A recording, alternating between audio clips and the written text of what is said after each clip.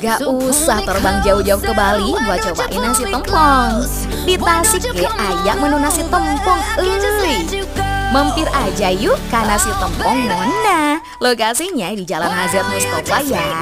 Baru buka awal Maret kemarin. Congrats. Resepnya tuh racikan Chef Ridwan, chef hotel berbintang di Bali. Jadi nggak usah diragukan lagi ya skill masaknya.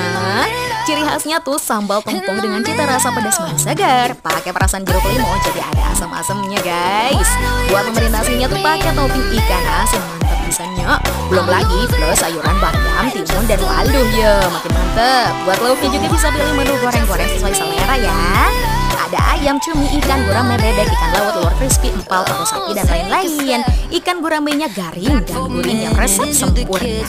Favorit Mimin mah cumi gorengnya. Beuh, mantep pisan deh. Bagian tentakelnya garing dan kriuk banget wanginya. Bikin nage.